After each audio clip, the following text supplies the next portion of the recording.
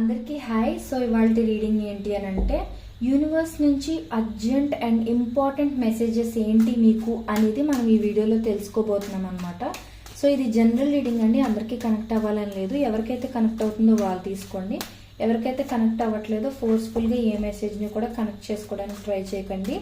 And ఇది timeless reading. So ఈ reading మీ కళ్ళ ముందుకు ఎప్పుడు వచ్చినా సరే అది మీకు కనెక్ట్ అవుతుంది అని అంటే ఆ రీడింగ్ మీకోసం అనే అర్థం అనమాట.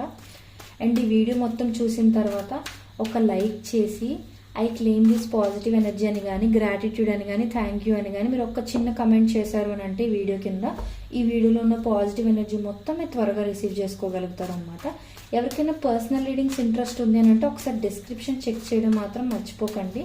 ఎందుకనంటే ప్రైజెస్ చాలా రీజనబుల్గా ఉంటాయి. సో మీకేమైనా ప్రాబ్లమ్స్ ఉన్నా, మీకేమైనా క్వశ్చన్స్ మీ మైండ్లో ఉన్నా సరే అవి వెంటనే క్లియర్ చేసుకోగలుగుతారు, నన్ను కాంటాక్ట్ చేయగలుగుతారు. కాబట్టి సో ప్రైజెస్ మీకు ఓకే అయితే నన్ను ఒకసారి కాంటాక్ట్ చేయండి.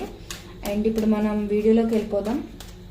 Universe, please show me the messages which you want to give to my collective right now. Universe, what are the important messages for my collective universe. ఇలాంటి videos ఎక్కడ skip చేయకుండా చూడండి, ఎందుకనంటే మీరు ఎక్కడైనా స్కిప్ చేస్తే మీరు ఏదైనా ఇంపార్టెంట్ మెసేజ్ మిస్ అయ్యే ఛాన్స్ ఉంటుంది. కాబట్టి మొత్తం చూడటానికి ట్రై చేయండి. What are the important messages for my collective right now, universe?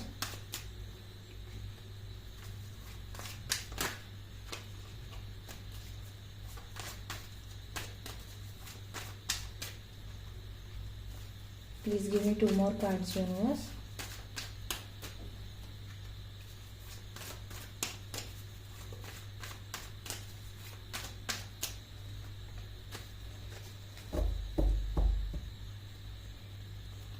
Bottom of the deck. Okay.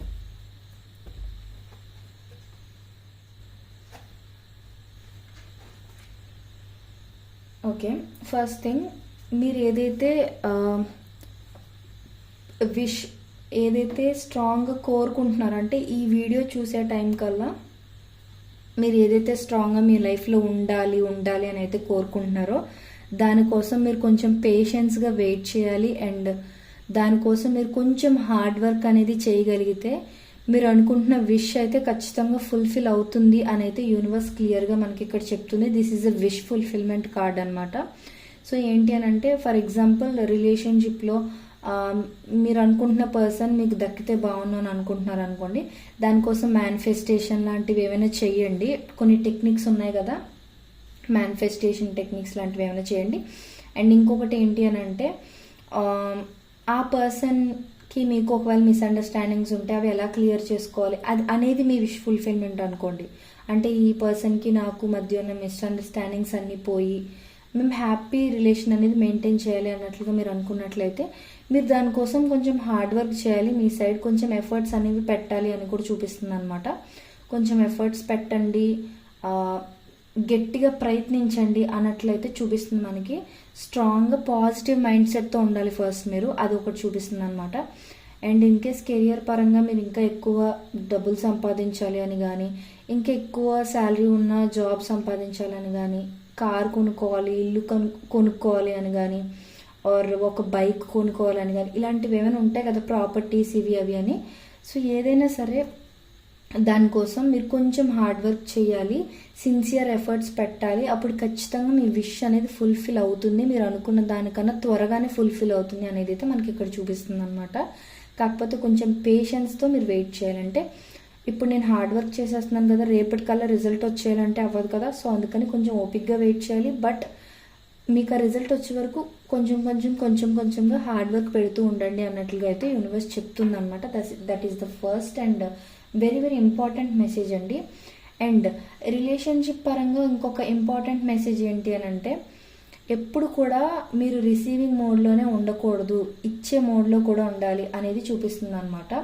Are మీరు ఎప్పుడు ఇచ్చే పర్సన్గానే ఉన్నారు, రిసీవ్ చేసుకోవట్లేదు అని అంటే అది కూడా కరెక్ట్ కాదనమాట. సో జనరల్గా నా పాయింట్ ఏంటి అని అంటే ఇక్కడ రిలేషన్షిప్స్లో ఉన్నప్పుడు కొంతమంది ఏం చేస్తుంటారంటే టూ మచ్ ప్రేమ, too much caring, too much efforts పెడుతూ ఉంటారు వీళ్ళ సైడ్ నుంచి. బట్ అవతల సైడ్ నుంచి ఈక్వల్ ఎఫర్ట్స్ రాకపోయినా వీళ్ళు అడ్జస్ట్ అయిపోతూ ఉంటారు. అలా చేయొద్దు అని యూనివర్స్ చెప్తుంది. అండ్ ఇన్ కేస్ అవతల పర్సనే మీకు ఎక్కువ ఎఫర్ట్స్ పెడుతున్నారు, కేర్ చూపిస్తున్నారు, చాలా ప్రేమ చూపిస్తున్నారు, ఇదంతా ఇస్తున్నారు మీకు, కానీ మీరు వాళ్ళు పెట్టినంత ఎఫర్ట్ మీరు మీ సైడ్ నుంచి పెట్టట్లేదు అని అంటే అది కూడా తప్పు. ఎప్పుడు కూడా ఏ రిలేషన్ అయినా పార్ట్నర్షిప్ అయినా సరే ఈక్వల్ గివ్ అండ్ టేక్ అనేది ఉంటేనే స్టేబుల్గా ఉంటుంది అనేది యూనివర్స్ మీకు క్లియర్గా చెప్పాలి అని అనుకుంటుంది. సో మీరు గనక టూ మచ్ ఇస్తూ ఉన్నారు బట్ రిసీవ్ చేసుకోవట్లేదు అని అంటే ఎంత ఇవ్వాలో అంతే ఇవ్వండి. ఎందుకనంటే మీరు రిసీవ్ చేసుకోలేనప్పుడు టూ మచ్ ఇవ్వటం అనేది కూడా అనవసరంగా మీ టైం అండ్ ఎనర్జీ మీరు వేస్ట్ చేస్తున్నారు అనేది అర్థం అనమాట. అదొకటి చూసుకోండి. అండ్ టూ మచ్ అవతల పర్సన్ ఇస్తున్నా సరే మీరు సరిగా రెస్పాండ్ అవ్వట్లేదు అని అంటే అది కూడా కరెక్ట్ కాదు. ఏదర్ ఆ పర్సన్కి మీరు ఒక క్లారిటీ ఇచ్చేసేయండి, లేదు అని అంటే మీరు కూడా ఎఫర్ట్స్ పెట్టడానికి ట్రై చేయండి. అప్పుడే ఆ రిలేషన్షిప్ అయినా ఆ బిజినెస్ పార్ట్నర్స్ అయినా ఏమైనా సరే స్టేబుల్గా ఉంటాయి అనమాట. నేను జస్ట్ రిలేషన్షిప్ అని ఎగ్జాంపుల్ ఇచ్చాను, కానీ ఇప్పుడు బిజినెస్ పార్ట్నర్స్కైనా ఎవరికైనా సరే ఇదే సేమ్ మెసేజ్ అనేది రిఫ్లెక్ట్ అవుతుంది అనమాట. అండ్ ఎప్పుడు కూడా మీరు చేయగలిగిన వర్క్ కన్నా ఎక్కువ బర్డెన్ మీరు తీసుకోకండి అనేది అయితే చూపిస్తుంది. కొంతమంది ఏంటి అని అంటే ఈ బిజినెస్కి సంబంధించిన వర్క్స్ అయినా ఇంటి రెస్పాన్సిబిలిటీస్ అయినా ఏవైనా సరే ఎక్కువ మంది షేర్ చేసుకోగలిగే వర్క్ కూడా వీళ్ళు ఏంటి అని అంటే వాళ్ళని కొంచెం హ్యాపీగా చూసుకుందాం, పీస్ఫుల్గా ఉండనిద్దాం అని చెప్పి వీళ్ళ మీద ఎక్కువ బర్డెన్ వేసేసుకుంటూ ఉంటారు. సో అలా అయితే అసలు చేయకండి. మీ శక్తికి మించి హార్డ్ వర్క్ అంటే హార్డ్ వర్క్ ఇంపార్టెంట్, కానీ బర్డెన్ అయిపోయేంత వర్క్ అయితే మీ నెత్తి మీద వేసుకోకండి. అది రిలేషన్షిప్ రెస్పాన్సిబిలిటీ అయినా, ఫ్యామిలీ రెస్పాన్సిబిలిటీ అయినా సరే, ఏదైనా ఫినాన్షియల్ రెస్పాన్సిబిలిటీ అయినా ఏదైనా సరే మీకు ఎంతైతే రెస్పాన్సిబిలిటీ తీసుకోగలరో అంతే తీసుకొని మిగతా వర్క్ని షేర్ చేయడం అనేది నేర్చుకోండి అని చూపిస్తుంది అనమాట. సో యూనివర్స్ అది మీకు చాలా ఇంపార్టెంట్ మెసేజ్ అండి ఇది. ఎందుకనంటే కొంతమంది ఏంటంటే సాక్రిఫైస్ చేస్తూ ఉండటం అనేది మంచి క్వాలిటీ అని అనుకుంటారు. సాక్రిఫైస్ అనేది చెయ్యాలి, కానీ లిమిటెడ్ టైం వరకే చేస్తూ ఉండాలన్నమాట. అంటే ఎప్పుడు సాక్రిఫైసెస్ చేస్తూ ఉంటే మీకు లాస్ట్కి ఏం మిగలదు అనేది కూడా యూనివర్స్ చెప్తుంది. సో ఇన్ కేస్ మీకు ఏదైనా అవకాశం ఉంది అనుకోండి, వర్క్ని షేర్ చేయగలిగే అవకాశం, అది షేర్ చేయడానికి ట్రై చేయండి. మీ మీదే మీకు మించిన భారాన్ని వేసుకోకండి అనేది అయితే చూపిస్తుంది.